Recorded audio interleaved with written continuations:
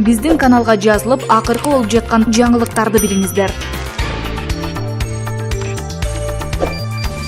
Нарын облусунун мыкты ишкерлеринин бири меценат Улан Бакасов Куртка айылынын тургуну мүмкүнчүлүгү чектелген үй-бүлөгө үй алууга 120 000 сом каражат бөлдү. Бул тууралуу маалымат Актала райондук мамлекеттик администрациясынын Фейсбуктагы баракчасына жарыяланды. Үй ээси Кундузбек жана жубайы 5 баласы менен 10 жылдан ашык мезгилден бери батирде жашап келишкен. Айылдаштары жардамдашып үй куруп берүүгө жер табылбай, таңсыктык жаралган эле. Аким Кулубаев демөөрчү издеп Улан Бакасовдон ишенимдүү адамы Ильич Жамановго кайрылган.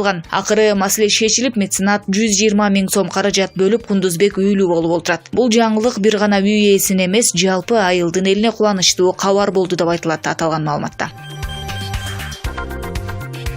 Садыр Жапаров инаугурация күнү резиденциядан баштап Токтогул Сатылганов атындагы улуттук филармонияга чейинки жолду жабууга тыюу салды. Бул тууралуу маалыматты Адинай Марипова соц тармактагы баракчасына жазып чыкты. Ага кошумча Садыр Жапаров 10 миллион сомдук чыгымга да каршы экенин билдирди. Инаугурация күнү жолдор жабылбайт, 10 миллион сомдук чыгым болбойт. Инаугурация жөнөкөй эле өтөт. Филармониянын алдынан эле залга кирет. Ант берет, кайра чыгып кетет. Андан сырткары президент болгондон кийин баарынан майнен коштоосун алып, жол жапканды токтотот деп кошумчалаган. 21 январда түштөн кийин Манас жана Чыңгыз Айтматов көчөлөрүнүн Аларча мамлекеттик резиденциясынан Чүй көчөсүнө чейинки бөлүгү жарым сааттай жабылып, социалдык тармакта бул көрүнүш кызуу талкууга алынган эле.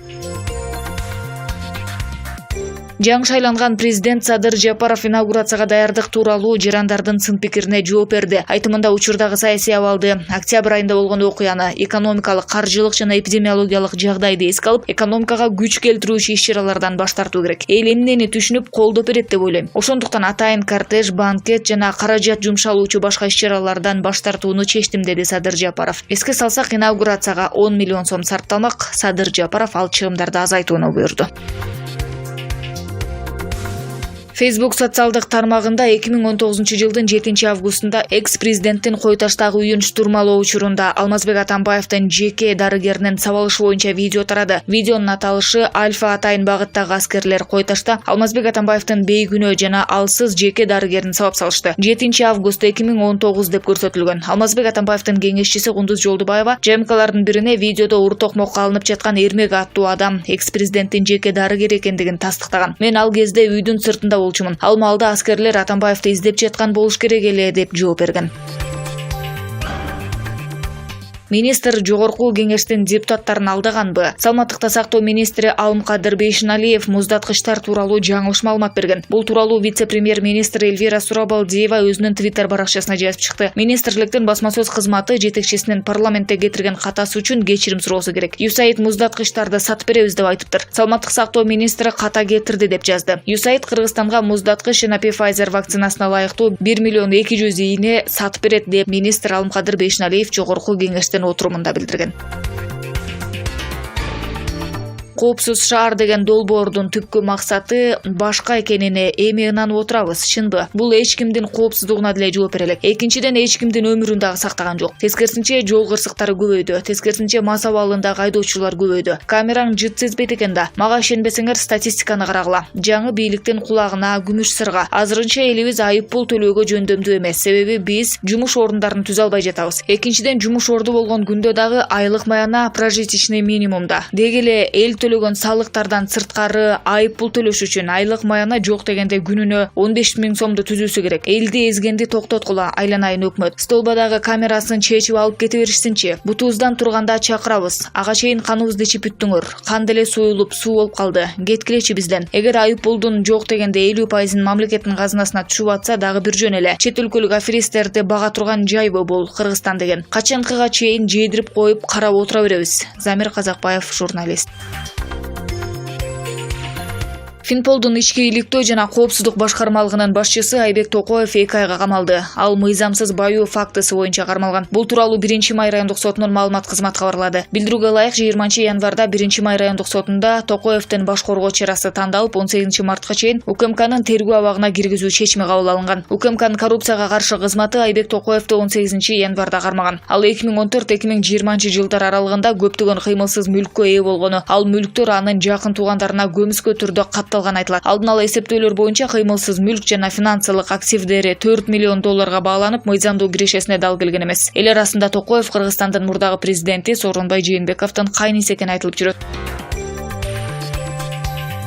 Карапайым калктын айынан, муңунан, көз жашынан ачык айкын арам бизнес жасап жаткандар акыркы мезгилде абдан көбөйдү. Болгондо да акыркы 3 айдын тегерегинде. Мисалы, Аэрофлот, аба каттам жолдор аркылуу адамдардын бизнеси. Бүгүнкү жумушсуздук, уурулук, жемкорлук күч алып чегине жеткен кезде калдайган карапайым калк жакырлыктан жабыркап, аргасыдан өз мекенинен безип качып мигрант болгон учур. Дал ушул кырдаалды пайдаланып, Аэрофлот каттамдарында ашынган ырайымсыз ыплас соода сатык күч алды. Менчиктелген авиакассаларда адамдын оюна келбеген тоскоолдуктарды ойлоп таап, түркүн амалдар менен ортодон олчойгон пайда көрүшүп, элди ачыктан ачык тоноп, томсортуп турган көйгөй кестигез. Булар тууралуу күн түндөп айтылып, жазылып жаткан чак. Ал эми ушундай уятсыз уурулукка баргандарга бийликте олтурган атка минерлер укмаксан, көрмөксөн болушкандары таң калыштуу жана түшүнүксүз. Урматтуу Садыр Нуркожоевич, кантип эле атасы ашынган амалкөй жемкор Үсөн Сыдыковдун уулу Бактыбек Үсөновичке эл шайлаган эл башчы президенттин укуругу жетпесин. Эмне себептен Аэрофлот тармагындагы ашынган ууру жемкорлордун уюгуна айланган тармакты кыргыз бийлиги көрбөй укпай калсын. Россиянын шаарларына кыргыз жаштары жыргагандан барышкан жок да, карыздарга батышып, өмүрүн тобокелге салышып, кыштын суугунда, андан дагы 1000 эсе жаман пандемияга да кайыл болушуп, 3-4 эсе кымбат авиабилет сатып алышкан мекендештерибиздин тагдырын кимдер ойлойт? Шайлоо өттү, эл ишеним үмүтүн артып добушун берди. Убакыт учкан куш, эзилген эл жаңы шайланган эл башчысынан көптү күтүп, чыдамдары кетип жатат. Керек болсо сталиндик режимди киргизиш керек деп жалдырап суранып жатат. Себеби Бактыбек Сыдыкович Үсөновго окшогондор тегерегинде курчап турушат. Садыр мырза, элдин үмүтүн үшүтпө эл башчысы. Ак үйдүн айланасындагы темир дубал жок. Ал жагын дагы эстен чыгарбоо керек. Өз кырансыз журналист, публицист Мелис Арыпбек.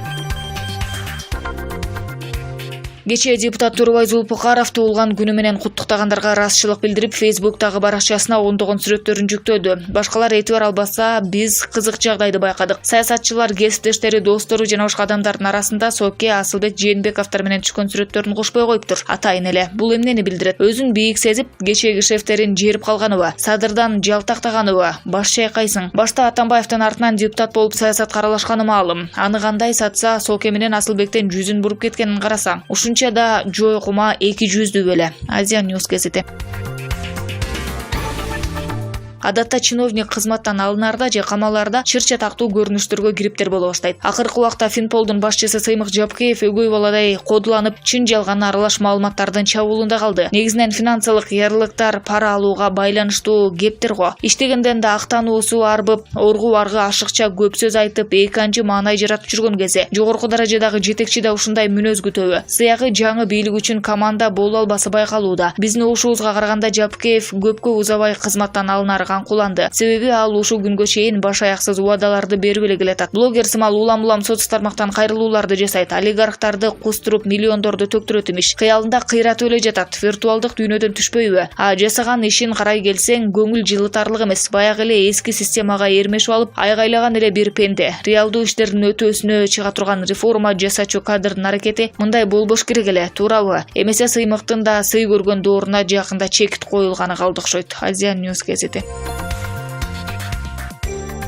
Президенттик шайлоодо Имамидин Ташев талапкерлигин коюп, чоң саясатка аралашууга дал бастады. Реалдуу караганда акыл чөйчөгү тайыз, алаңгазар эле бирөө эле. Кызык, артыңдагы ишмердигиң кирип атса, кайдагы ийгиликти айтабыз? Буга чейин Ташев жетектеген KG Group курулуш компаниясына нааразы тараптар кат-кат тизилип турушат. Үйлөрдү сапатсыз чалап өтүрүп, документтерин убагында мыйзамдаштырбай, айтор жүздөгөн жарандардын үй бүлөсүнө ыңгайсыздык жаратып келет. Граждандык иштер боюнча Имамидинди сотко беришип, чындыкка жете албагандар андан көп. Натыйжада саясатка селпилдеп популисттенүүнү кылат. Андан көрө чалап өтүргөн үйлөрүнө кайрылып, алдап кеткен жоруктар үчүн кечирим сурап, кем карышты жаап, ыраттуу жолго салбайбы? Качанга чейин солдоюп, кыз сымалындай чоюлуп, жасалма сүйлөп жүрө берет, түшүнбөйсүң. Азия Ньюс газети.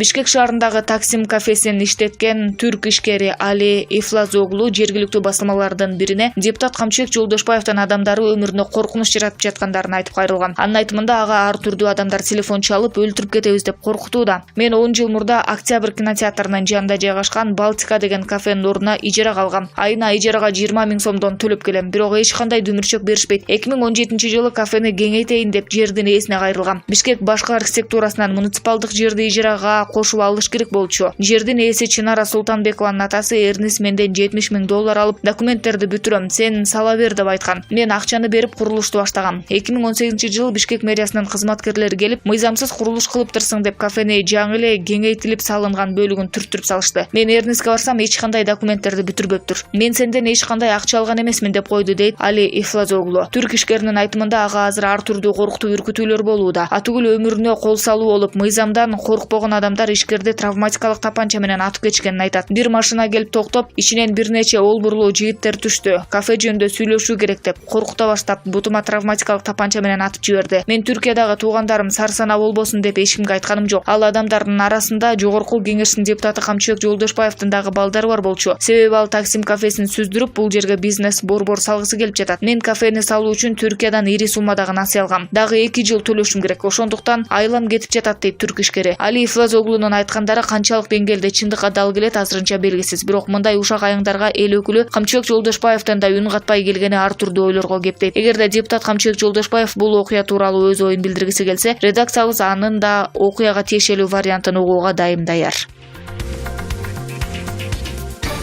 Биздин каналга жазылып, акыркы болуп жаткан жаңылыктарды билиңиздер.